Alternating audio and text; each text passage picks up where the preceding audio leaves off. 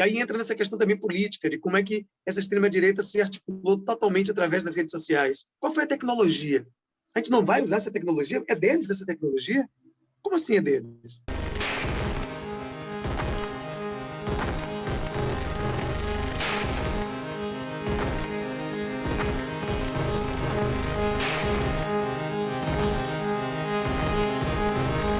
Alô, amigos e amigas do Teatro Vila Velha. Estamos mais uma vez aqui no Cabaré dos Novos. O prédio do teatro permanece fechado durante a pandemia do Covid-19, mas a equipe do Vila e a Companhia Teatro dos Novos continuam trabalhando na produção de novos conteúdos e resgate de acervo audiovisual de uma história de 56 anos do Teatro Vila Velha na cidade de Salvador. O Brasil vive um momento grave com o ressurgimento do fascismo em diversos setores da sociedade e em altas instâncias de poder. A série O Contra-Ataque quer conversar com artistas de todo o Brasil sobre a situação política no país nesse momento. A nossa pergunta é: qual é o papel da comunidade artística no contra-ataque? Senhoras e senhores, hoje vamos conversar com ele, que é ator, dramaturgo, diretor, apresentador, multiartista, Aldre Anunciação. Alô, Aldre, seja bem-vindo ao Teatro Vila Velha, bem-vindo ao Vila Virtual. Olá, pessoal, obrigado pelo convite. Gosto muito desse nome, Contra-Ataque, muito importante pensar possibilidades artísticas, né, para resolver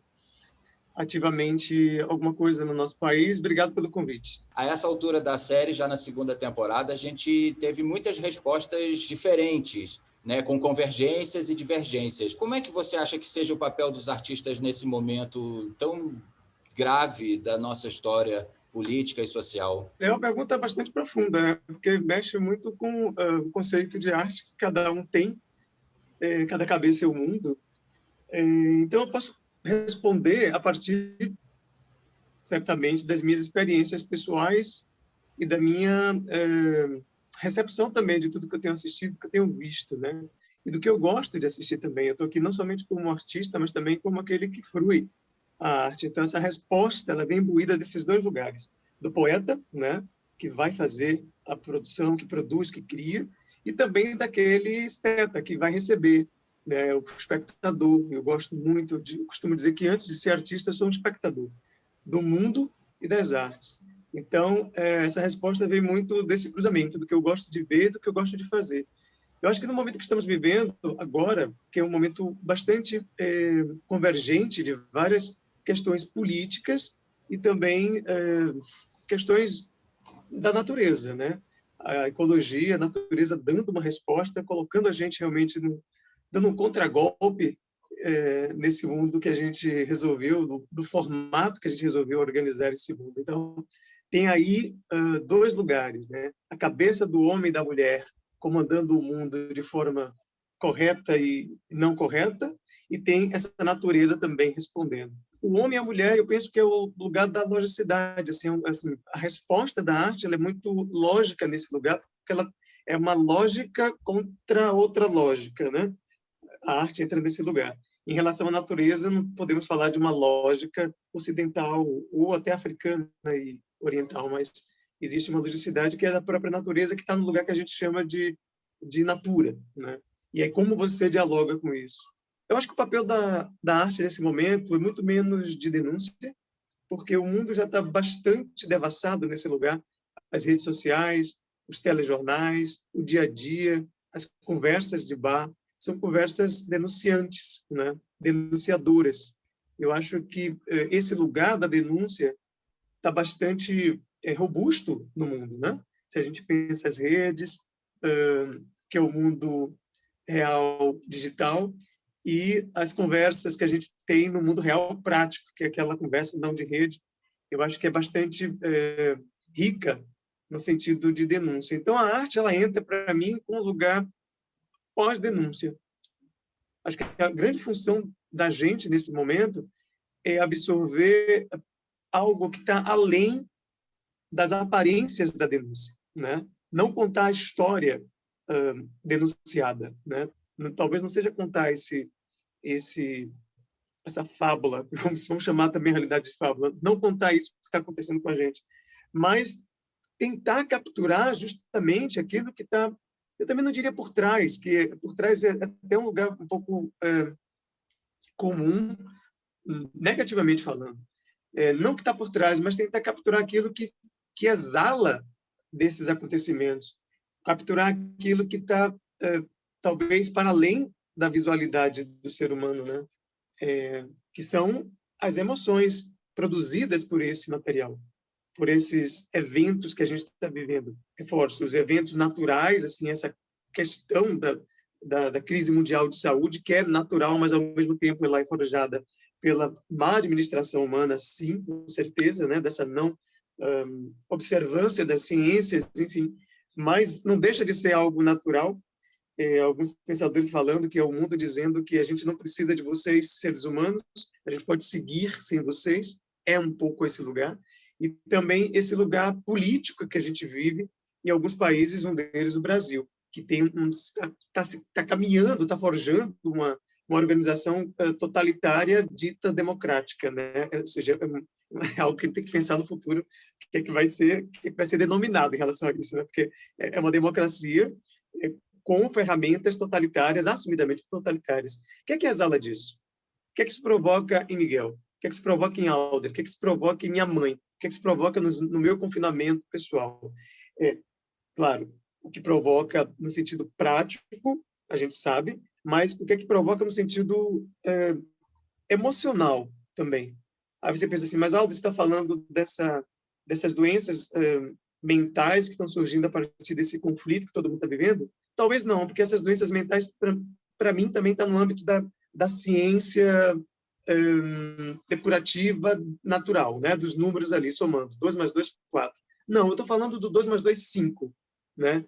Que seria esse 1 a mais que eu coloquei, que é justamente esse 1 a mais que a gente não vê nesse somatório, né? Quando a gente soma 2, 2 dá 4, mas se eu falo 5, você fala, de onde vem esse 1? Esse 1 talvez seja o 1 que a arte deva procurar, ou procura, não que deva, mas que acaba acertando. Quando eu vejo, e agora estou falando aqui da posição de esteta, né? Daquele que assiste. Quando eu vejo os trabalhos dos meus amigos nesse momento, exatamente nesse período, né? 2020 e 2021, pandemia e totalitarismo se apresentando, eu enxergo justamente no trabalho deles a tentativa de existência ou tentativa de presença desse número 1, que eu falo esse 1 excedente, né? 2 mais 2, 4, se eu falo 2 mais 2, 5, esse 1 que foram 5, eu acabo enxergando no trabalho do artista esse número 1. Me parece que esse número 1 é super importante nesse momento para a gente, porque é justamente ele que talvez aponte para o futuro, ligando com tudo que a gente fez no passado. A função da arte nesse momento é justamente mostrar tudo aquilo que a ciência não consegue mostrar. Parece uma missão impossível, mas é justamente isso. É tudo aquilo que a rede social não consegue vislumbrar. Tudo aquilo que os comentários em redes sociais, tanto comentários da vida real prática nas mídias ou da vida real prática no dia a dia, tudo que esses comentários não dão conta, que eles ficam ali num confronto dialético bonito, inclusive, às vezes, mas que não se completa, que não cria a tal da síntese. Eu acho que esse número 1 dos artistas é justamente o espaço onde a gente pode tentar encontrar algo que vislumbre uma possibilidade de futuro e de um entendimento do passado. Me parece que estamos no momento que a gente está desentendendo o passado, ou tentando entender novamente tudo o que passou, né? Quando a gente fala racismo estrutural, que agora, com essa morte do George Floyd em 2020, só para pegar um ponto, né, que é do racismo estrutural, que aí o mundo inteiro começa a debater isso, me alerta para Aldred que como as pessoas não entenderam o que a história fez, né? O que a história provocou.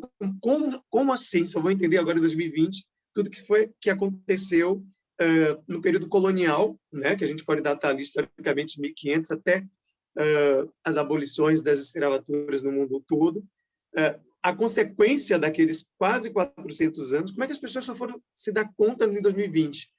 Então, assim, pegando isso como exemplo, é como se a gente, nesse momento, e aí vão surgir outras erupções nesse sentido, de que a gente vai, eu não tinha entendido por esse lado, ou eu não tinha percebido que existia o racismo, ou eu não percebi que existia xenofobia, ou não percebia que existia uma homofobia. Todas essas não percepções estão sendo mostradas nesse momento. E parece que isso provoca uma reação nas pessoas que não é tão fácil de ser explanada num enunciado qualquer em rede social, ou num estudo, num artigo científico, né, que vai parar e pensar tal ponto, tal evento. Não está dando conta. E aí, nesse momento que entra, para mim, a função do artista, que vai nesse lugar de embaralhar, desembaralhar, desentender as coisas, né? Tentar revisitar histórias e apontar para algum lugar dessa palavra que a gente cansa de usar, que é o futuro, né? Que até para algumas filosofias não existe, né? Como a filosofia Banto, o tempo né? A gente passa por ele. O passado, o presente e o futuro, eles, pelo menos na cultura, na filosofia africana, ele é meio espiralado. É o famoso tempo espiralar da professora Leda Maria Martins. Quer dizer, ela enxerga e cunha esse termo, o tempo espiralado, que é a visão de tempo africano, que o passado, o presente e o futuro quase que estão no mesmo, na mesma vertente, assim, no mesmo fator, no mesmo vetor. Então, se eles estão no mesmo vetor, estão meio que acontecendo ao mesmo tempo. Então, essa palavra que a gente fala assim, vislumbrar o futuro a partir da arte, talvez seja um pouco nesse lugar, né? Que você mistura o passado com o que você está vivendo e aí enxerga um futuro que não é magia, que muita gente entendeu, né? Que os búzios revelam o futuro magicamente. Não, é uma previsão estatística, matemática quase, né? Do que a gente viveu, do que a gente está vivendo, somando o que a gente viveu com o que a gente está vivendo, o resultado é isso.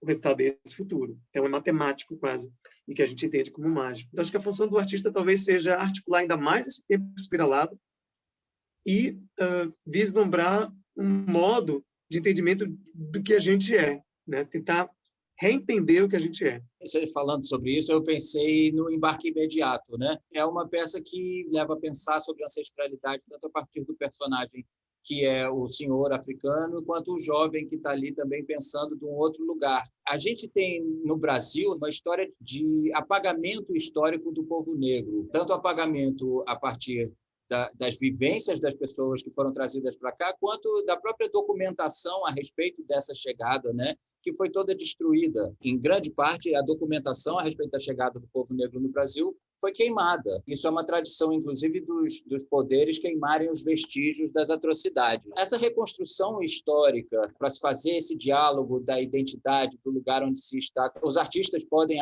ajudar a reconstruir uma história que foi destruída, né, nos seus documentos e tudo? Falar em Embarque Imediato, esse espetáculo, ou esse texto, essa literatura, que eu considero dramaturgia e literatura, tem uma personagem que acredita que o passado é estático. O passado é estático, não muda. E tem a outra personagem que é um velho, né, que entende o passado de forma mais maleável. Assim, você quando revisita o passado, quando você revisita a história, você modifica aquele evento, né? Quando a gente falou do George Floyd, por exemplo, o evento do George Floyd modificou muitos passados na cabeça de muitas pessoas.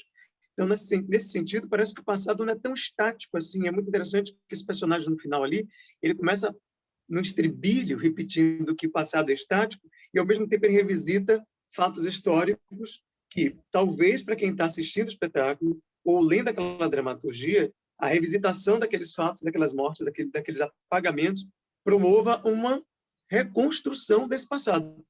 Então, como assim ele é estático? Ele é estático do ponto de vista, talvez, ocidental, que entende passado, presente e futuro. Mas se você pensa o tempo espiralado, talvez ele não seja estático. Talvez o passado seja presente, o presente seja passado e o passado seja futuro também. Então, assim, tem tudo a ver com essa história do apagamento, da história negra, que acontece nos dias de hoje. Isso é diário, isso é cotidiano, né? A mortandade da população negra, ela é apagada automaticamente online, live, né? Os fatos não são revelados no momento. Se você investigar, eu, Aldri, você, Miguel, o que está acontecendo agora nesse momento de morte né, da população negra, ela está acontecendo nesse momento, mas não está chegando, a gente nem vai chegar. Talvez chegue quando ela se espetacularize de alguma forma. como aquela moça que filmou George Floyd, e recortou aquilo ali e espetacularizou aquilo. Porque na Bahia tem o caso Floquet, na década de 80, que é muito parecido, o cara sumiu, inclusive. E assim, sumiu. E nunca mais apareceu. É sempre necessário espetacularizar esse incidente para que ele exista. Aí eu pergunto, aqueles que não são espetacularizados, deixaram de existir porque não são espetáculo? Claro que existiram. Então, existe um apagamento que eu digo simultâneo. O apagamento histórico, ele talvez seja o mais fácil de ser resolvido. É difícil falar fácil nesse momento, né? Quando fala de memória apagada. Mas são documentos que a gente pega, talvez, e bota em peça, e bota em livros, e puxa daqui, bota dali, e a gente vai remontando, e aí um público tem acesso a ele, limitado, que pode, né, se multiplicar em outros públicos através das redes ou não. Mas aqueles fatos que não foram documentados, como o próprio Bert fala, né, se uma árvore cai lá no meio da floresta e ninguém vê aquela árvore caindo, ela não caiu. Se for, tipo, essa árvore, não tem como você desapagar essa história, né?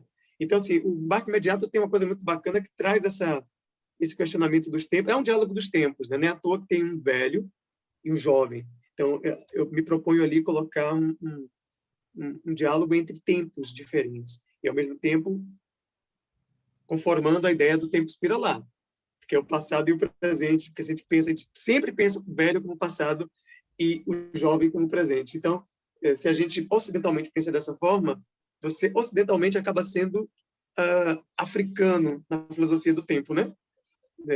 Porque o Embarque Imediato tem essa coisa também, de você pegar uma poética ocidental, não para falar exatamente o que o Ocidente quer falar. O Embarque Imediato, ele traz o Brecht para a cena para ser inquirido, por exemplo, que é uma figura que eu sou completamente envolvido pelas teorias do Brecht, e, ao mesmo tempo, eu me vi no momento tendo que repensar toda essa estrutura em relação ao Ocidente. Porque, se você pega o Embarque Imediato, que aí eu reuni 3 trilogias, né, que eu chamo de trilogia do confinamento, são peças que tratam de uma questão que a gente não fala muito hoje, mas provavelmente a gente vai falar já já. Já vai entrar na moda, como entrou o racismo estrutural, e não estou me queixando disso, eu estou achando que seja bom, acho que seja bom que isso, de alguma forma, algum dia entre na moda, que é a questão da autodescolonização, que não é a autocolonização da Judith Butler, é a autodescolonização do Achille Mbembe, que é o filósofo camaronês, né, que ele apresenta lá, que é justamente o contraponto da autocolonização da Judith Butler. O que seria a autocolonização da Judith Butler? Você aceitar a pencha que o colonizador coloca em Miguel. Se o colonizador diz que Miguel é ladrão e Miguel torna-se ladrão, ele autocoloniza-se, segundo esse conceito da Judith Butler. Isso num plano bem ligeiro. A autodescolonização é justamente o contrário. É muito massa falar de autodescolonização, e essas 3 peças falam muito disso. Assim, eu acho que são peças que trabalham nessa chave da autodescolonização, que é muito bacana pensar essa autodescolonização individualmente, que ela vai na contramão da coletividade, do tipo da massa que vai clamar, né, por uma anticolonialidade ou por uma decolonização, que são lugares bem diferentes, né? A anticolonialidade e a decolonialidade. Mas a autodescolonização, que é algo que ainda está sendo burilado ali pelo Mbembe e alguns outros pensadores, é algo que vai mais no sentido do sujeito, entrar em contato consigo mesmo e ver aonde que ele consegue descolonizar. E de onde vem essa questão? Vem muito da história da África. A África passa por um momento de independência, todos nós sabemos, ali na década de 60 do século passado. E o Mbembe fala assim que houve uma descolonização no sentido de uma independência, mas a descolonização de fato do sujeito não foi efetivada. Claro que as independências ali da África na década de 60 tem que repensar com muito cuidado, porque houve muitos acordos ali, né? Foi uma colonização que foi terceirizada. A grosso modo, assim, alguns países que tinham, vamos supor, a França, né, como colonizadora, antes desse processo de independência acontecer, os franceses colonizadores, vamos, né, ser bem específicos, organizaram ali com os moradores e com os povoados daquela região que ele colonizava do tipo, olha, já eu não vou ser mais o colonizador, então vamos fazer um acordo, eu vou para a França e eu passo para você uma procuração, essa terra agora é sua, mas você responde por mim por fora. Daí vem todas as ditaduras africanas. Ou seja, aconteceu a descolonização? Não. De fato, sim, porque não é mais colonizado, mas teoricamente talvez não, porque existe uma terceirizada nessa colonização. Houve um contrato uma procuração foi passada, né? Um contrato foi feito. As terras francesas passam para Miguel, que é o africano, mas Miguel, você responde para mim por fora. Então, esses acordos assim que aconteceram nesse período de independência da África, é o que o Achille Mbembe fala que eles próprios, né, africanos, descolonizaram o território, mas não descolonizaram o pensamento, não descolonizaram os sujeitos. Então, esse processo de autodescolonização é que ele aponta como urgente na África, e aí eu pego esse pensamento para o mundo, principalmente do lado de cá. E quando fala autodescolonização, não é abrir mão das suas poéticas ocidentais, não, que você tanto ama, e que eu tanto amo, não é abrir mão de Brecht, de forma alguma, né? Mas encontrar autorias verdadeiras das criações do mundo, né? Essas desapropriações de autoria é muito importante, saber de onde veio o quê, né? Porque muita coisa que a gente pensa que é ocidental não é ocidental. Houve ali um equivalente ao acórdão, aquela terceirização da colonização. Então, aonde em mim, Audre, existe internamente um processo colonizante ainda, que me coloniza, aonde o jeans ainda está muito nas minhas entranhas e aonde o jeans ainda me pertence. E aqui eu estou mergulhando nesse caminho da encruzilhada cultural, porque do lado de cá a gente está encruzilhado, né? A gente está no mundo ocidental e está com ancestralidade africana, ou então está no mundo ocidental americano, mas você está numa ocidentalidade europeia, porque talvez a sua família Campelo veio da Europa.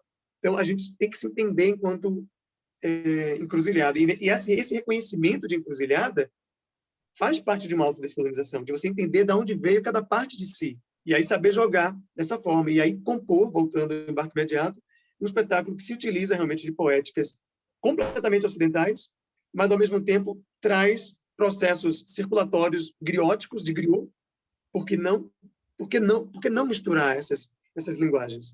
Talvez a gente, eu, você, os brasileiros, somos uma das pessoas mais legitimadas a fazer esse tipo de cruzamento. Porque olha a quantidade de cultura que foi inserida aqui dentro. E aí, autodescolonizar, né, tipo assim, vou abrir mão da minha parte portuguesa, vou abrir mão da minha parte italiana. Não é isso. Autodescolonizar-se talvez seja, pelo que eu entendo ainda do Achille Mbembe, esse conceito ainda vai ganhar força por aí, a gente vai entender mais ele, é você tentar entender as partes que te compõem. E aí, você entendendo essas partes que te compõem, você consegue fazer uma poética mais direcionada, você consegue entender quando você está sendo ocidental, quando você está usando os conceitos de tempo espiralá africano, quando você está usando o conceito de tempo ocidental, que é início, meio e fim, a minha narrativa vai ter um início, vai ter um meio, vai ter um fim, quando eu vou quebrar isso, quando eu vou desrespeitar isso, e desrespeito aqui no sentido positivo, eu vou tentar emergir a minha porção ancestral africana. Não é você abrir mão disso, porque tudo é herança, né? E, então, assim, na verdade, só para finalizar, o Embarque Imediato, quando ele mergulha nessa busca de uma identidade de duas figuras ali, que trazem a questão do apagamento da história negra e um novo entendimento do passado, e o passado como algo não estático, embora a personagem fale que é estático, ela prova que não o é, porque ela revisita e isso muda, trabalha muito nessa chave de uma autodescolonização tão necessária, tanto na África, quando a Achille Mbembe fala, e que eu trago, que é necessária aqui também. A gente precisa se autodescolonizar. Montar o quê? E por quê? Até que ponto montar Shakespeare? Até que ponto montar Brecht? Aonde vivem os clássicos na minha cabeça? É para serem montados por mim ou para me provocarem a criação de uma outra peça? Será que os rinocerontes, que eu sou tão apaixonado, né? É uma peça absurda, será que os rinocerontes não pode ser uma outra peça que daí deriva Namíbia? Quem são os nossos rinocerontes? Eu vou montar o rinoceronte ou monto uma outra peça? Será que as peças de Shakespeare não podem me provocar construir um outro espetáculo? Será que o Shakespeare queria que eu fizesse exatamente a peça dele nos dias de hoje? Ou será que ele queria me provocar a eu e Campelo fazer o nosso Shakespeare, a nossa narrativa? Nem que seja uma adaptação, nem que seja... Será que ele não quer que a gente destrua tudo aquilo que eles fizeram? Não é possível que eles queiram que a gente narre exatamente como eles fizeram lá atrás. Será que não empurrar a gente para a nossa porção encruzilhada? E é esse sentido que eu acho que a autodescolonização é muito válida e forte e potente nessas peças que você acabou de citar, o Barco Mediano. É pano para manga, viu? Tem uma questão assim corrente do capitalismo, que é o sequestro de pautas, né, e a absorção de todas as tendências, né, sociais e movimentos da sociedade.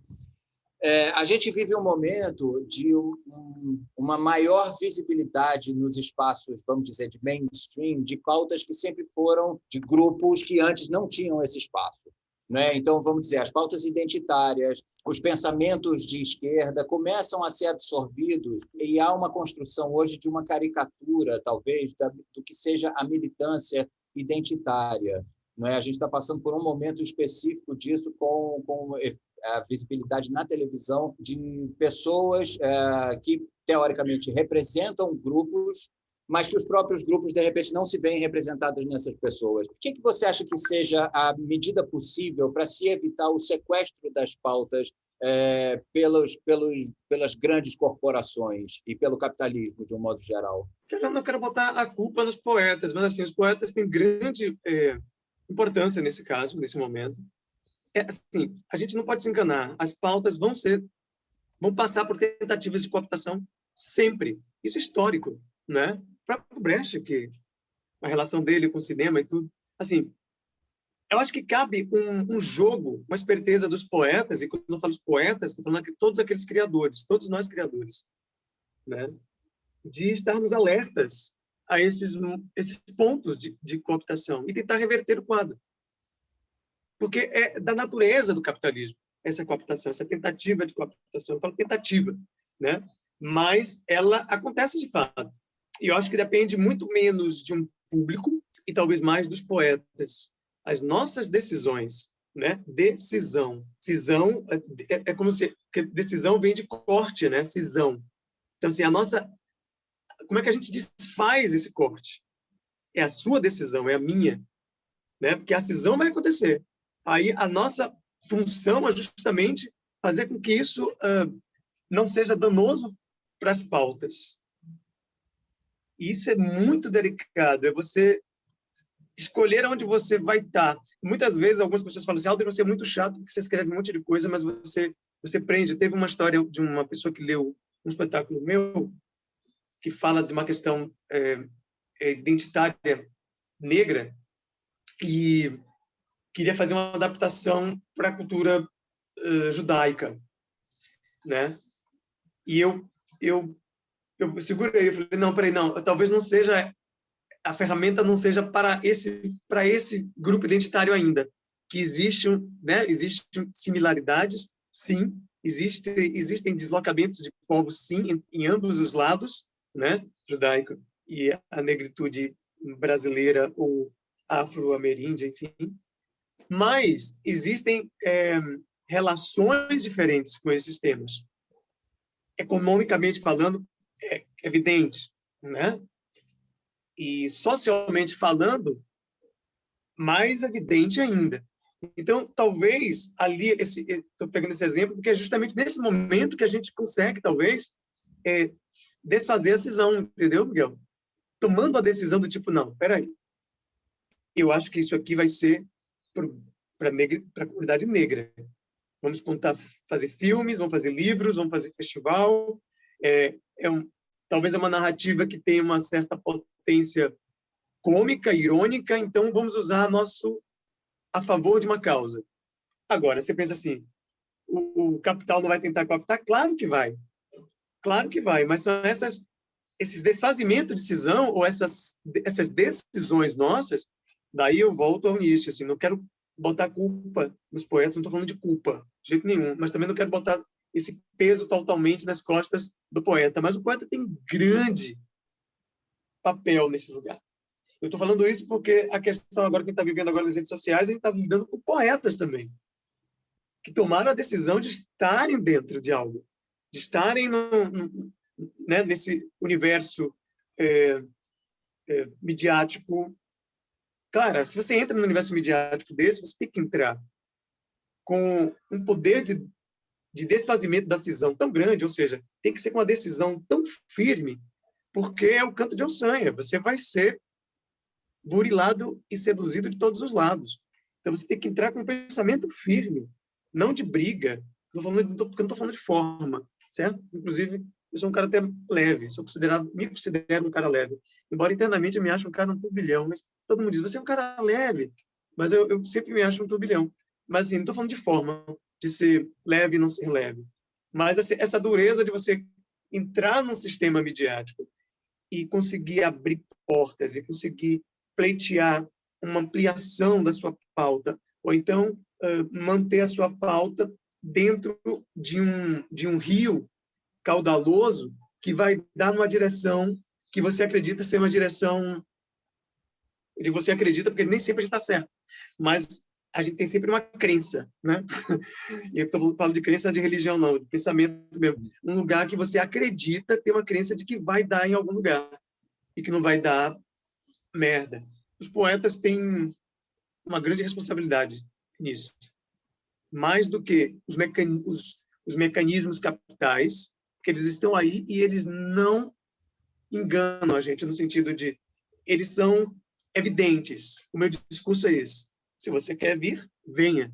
A gente tem um presidente que entrou com um discurso evidente e a gente deixou entrar. Assim, não houve meias palavras, houve palavras inteiras. Então, o capital também é assim. Ele é muito claro, ele é muito evidente. É isso. Você quer? Aí você, se você quiser, você tem que querer trazendo também, como todo contrato, né? Mandar uma proposta de contrato para você, o que, é que você faz? Olha, eu quero, mas eu quero... Aí você vai se cercar, é um jogo de palavras, é narrativa, contrato é narrativa.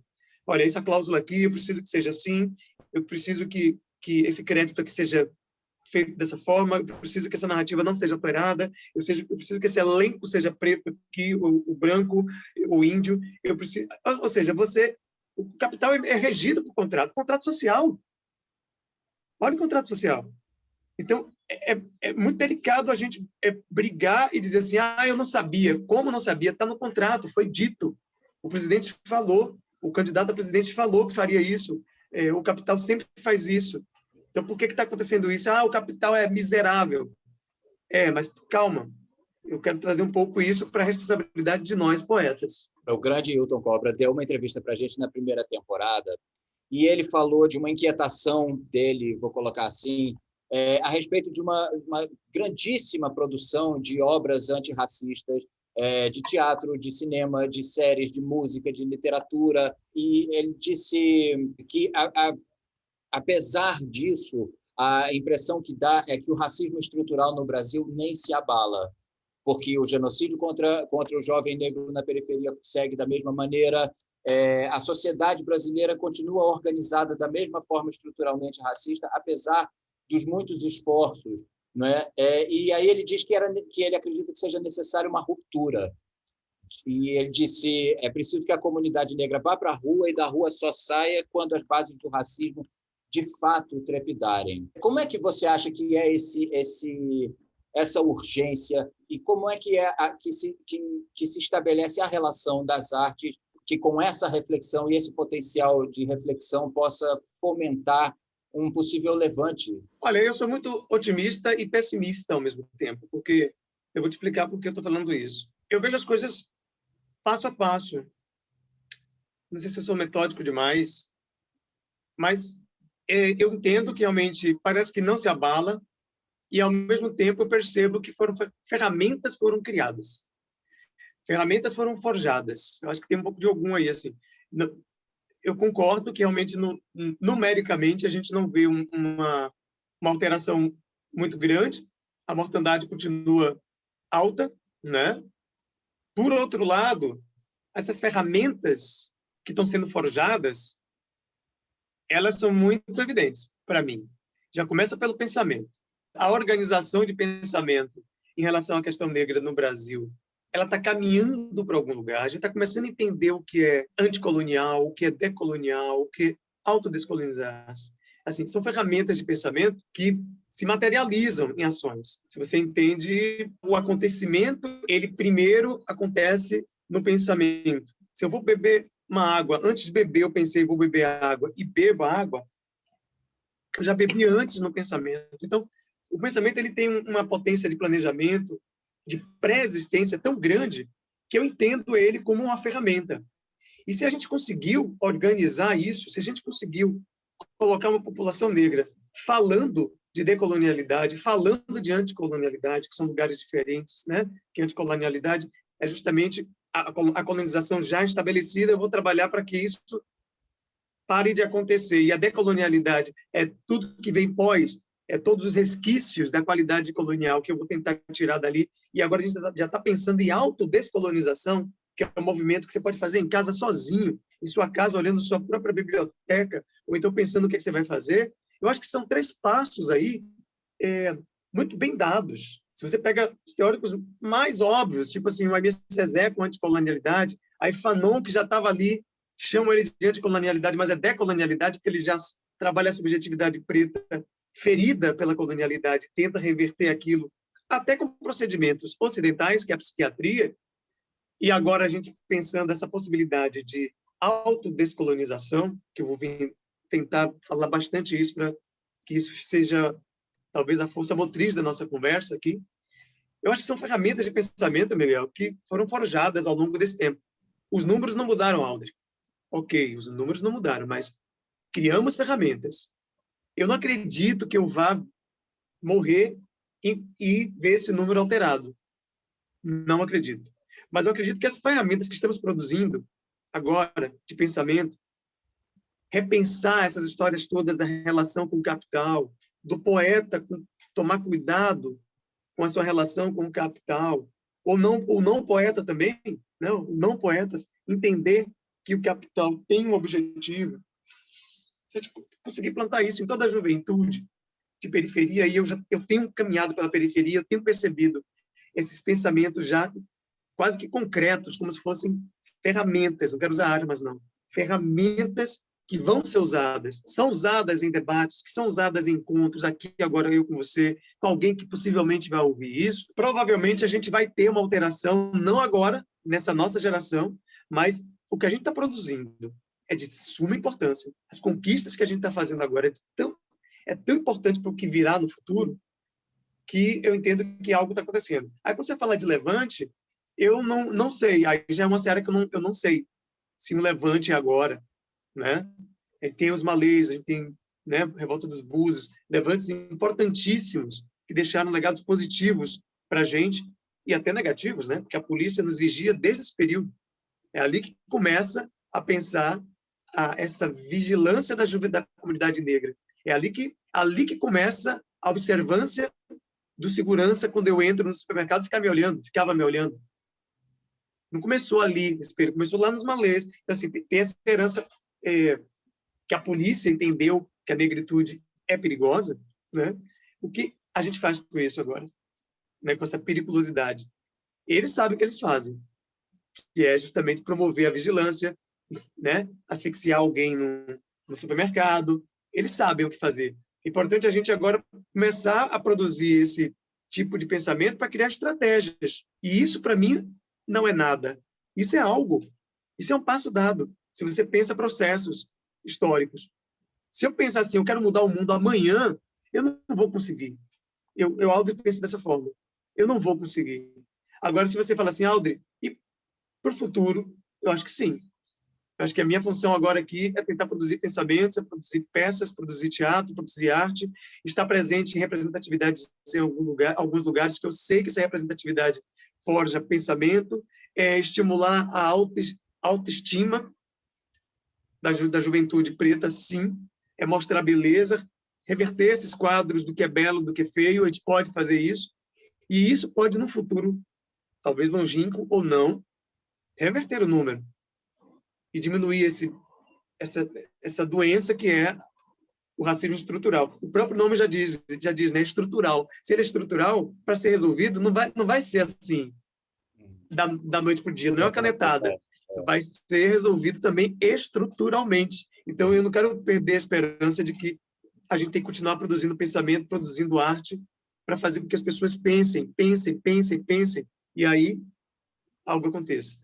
Audrey, eu queria chamar a Clara Torres, que está aqui com a gente, atriz da Companhia do Teatro dos Novos e produtora aqui do Contra-Ataque, para te fazer uma pergunta. Queria ouvir de você sobre a forma de linguagem. Como fazer com que esse pensamento seja entendido pelas pessoas de fora da nossa bolha? A gente está aqui entrevistando artistas, né? A gente vive num meio que existem essas discussões, em que as discussões são feitas, são muito mais calorosas, mas eu tenho também pessoas de fora dessas bolhas em vários outros tipos de bolhas, e que nem sempre acompanham esse pensamento, e que sim, talvez no futuro, estruturalmente, ele venha, mas o quão importante é a forma de linguagem de todo esse pensamento ser acessível para que essas pessoas consigam, de fato, adquirir isso, mesmo que daqui para frente, estruturalmente, na forma que lhes é apresentado. Clara, é uma questão que passou por minha cabeça durante muitos anos, porque eu acredito que forma também é conteúdo.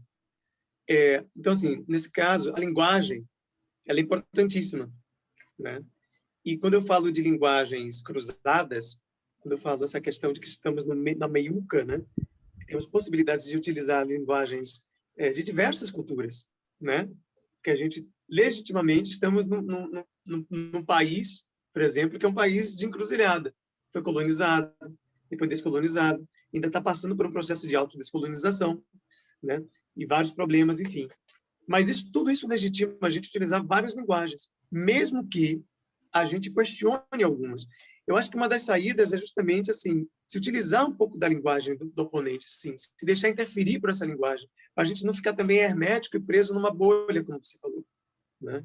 Muita gente me pergunta assim, poxa, você utiliza procedimentos ocidentais na sua escrita e fala de descolonização. Eu falei, claro que eu vou me utilizar disso.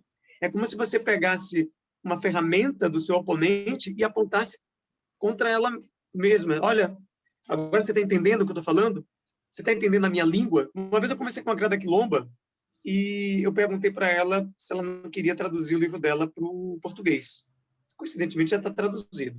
Ela falou, Audrey, eu não vou traduzir porque eu sou angolana e a cultura portuguesa foi muito danosa para mim.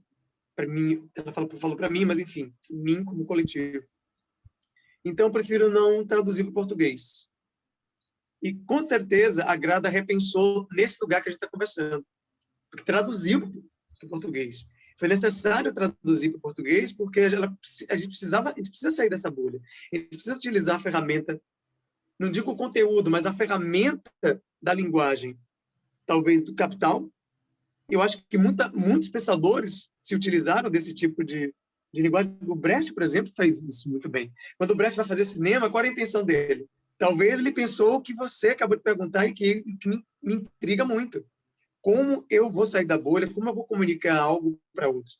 Uma grande questão para mim, no final na primeira década de 2000, que eu estava escrevendo uma obra sobre racismo, que eu pensei, como é que eu vou fazer uma peça que não seja somente para os negros assistirem? Eu quero os brancos assistindo e negros assistindo. E pior, eu queria os brancos racistas assistindo. Era meu grande objetivo, assim, porque eles tinham que ouvir aquilo. Eles tinham que passar por aquela experiência de espetáculo. Eles tinham que passar por aquele espanto, aquele terror, ou aquela piada. Eles tinham que estar imbuídos de piada. Eles tinham que passar pela piedade, sim. E como é que você estimula isso sem utilizar as ferramentas ocidentais deles próprios? Quais são as histórias que são contadas para ele? Aí é uma pesquisa que você tem que fazer. Esses caras estão se comunicando como? Que aí entra nessa questão também política, de como é que essa extrema-direita se articulou totalmente através das redes sociais. Qual foi a tecnologia? A gente não vai usar essa tecnologia? É deles essa tecnologia? Como assim é deles? Eu fui aí para o Teatro Vila Velha uma vez com o Mamadou Diop, do Senegal, e aí Ele entrou no teatro, ele falou, pô, que teatro lindo. Falei, bonito, né? É, lindo o teatro. E aí, de uma hora para outra, a gente começou a falar da quarta parede. E aí eu falava da quarta parede como se fosse a quebra da quarta parede, como se fosse algo ocidentalíssimo, né? E ele falou, você fala de um jeito, parece que a quebra da quarta parede é do mundo ocidental. Minha família faz teatro, embaixo da árvore, há tanto tempo. Essa parede não existe, nunca existiu lá. Assim, a gente já quebrou isso há tanto tempo, vocês acham que é um procedimento ocidental, a quebra da quarta parede? É isso mesmo? Eu fiquei sem palavra. Eu falei, parei por ali. Porque assim, a gente começa a viver num lugar que aí tem no embarque imediato essa história também da água, né? Que é aquela comunidade que faltou água em toda a África, de repente, num cantinho, uma fonte surgiu e foi passando água para todas as comunidades. Chegou que ninguém mais sabia de onde veio aquela água que salvou a vida de todos. Ou seja, a fonte, às vezes, a gente se perde. E a gente acredita sempre ao último que falou. Se eu falei para Clara, ela vai dizer foi Aldrin que falou de autodescolonização. Ele está trazendo um pensamento. Não, o Aldrin não está trazendo nada. Foi o Mbembe que talvez outro que trouxe. Então, assim, eu acho que as ferramentas ocidentais, elas têm que ser assim, não sei se é desocidentalizadas, mas nem descreditadas. Não é isso que tem que fazer, mas a gente tem que começar a enxergar essas narrativas não como narrativas do outro. Elas podem ser suas. E se o oponente está se utilizando dessa linguagem, eu tenho que estudar essa linguagem para chegar nele. Senão eu vou ficar preso numa bolha, como você falou. O que não é ruim também, se eu quiser me mancomunar com os meus ali. Né? Mas meu primeiro espetáculo eu queria abrir, eu queria falar com o mundo. Eu fui pretencioso? Talvez sim. Mas eu quis utilizar outras narrativas, as linguagens várias ali dentro, para poder comunicar com algum espectador que possivelmente não entendesse uma linguagem menos ocidental. Eu não quis entrar naquele lugar, vou deixar o trabalho difícil. Não. Eu queria que ele absorvesse. E eu não estava me vendendo no público, eu estava querendo criar ponte mesmo. E para isso eu acho que a linguagem é muito importante. E não só a minha linguagem ou a sua, se é que existe minha e sua, né? Já que a gente está num mundo tão encruzilhado. Mas enxergar como é que essas linguagens estão circulando no oponente. Talvez o exemplo das redes sociais é muito legal, né? Que a gente, numa eleição que foi feita toda no WhatsApp. Por que não estudar isso? Como é que foi isso? Me conta aí, cara, como é que foi isso aí? Vamos jogar também, jogar no sentido positivo, do jogo de play, de peça. Vamos jogar. Eu acho que é importante mesmo essas conexões de várias linguagens.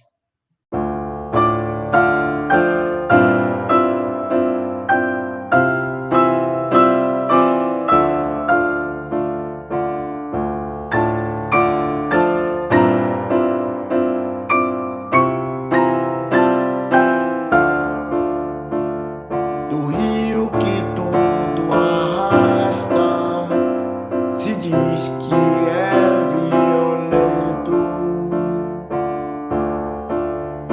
mas ninguém diz violentas as margens que o comprimem. Barcos transbordam de gente que inunda o mar, em muitas marés sem retorno, em muitas marés sem retorno. São os barcos que levam a gente, ou é a partilha do mundo, que levam para não mais. Tantos corpos, tantos mais, do rio que tudo arrasta, se diz que é violento, mas ninguém diz violentas as margens que o comprimem.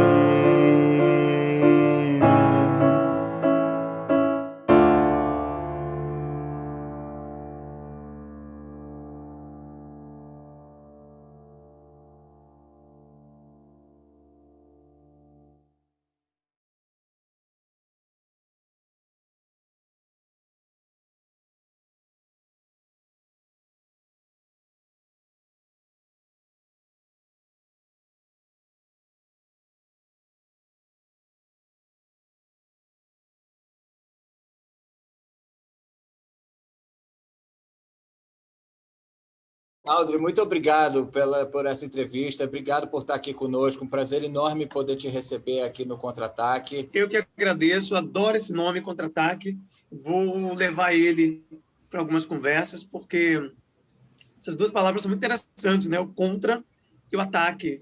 Ataque contra, contra-ataque é bem interessante, porque estimula, né, um passo adiante. Obrigado pelo convite, espero que a gente consiga realmente materializar esse contra-ataque de diversas formas e sair desse lugar que a gente se encontra. Obrigado a você também que está nos assistindo aqui no Vila Virtual. Não se esqueça de se inscrever no canal, ative as notificações para receber tudo que o Vila Velha tem postado no seu canal virtual. Novas produções, como essa série da Companhia Teatro dos Novos, e também um acervo de mais de 56 anos de resistência cultural na cidade de Salvador, na Bahia. Muito obrigado, até a próxima.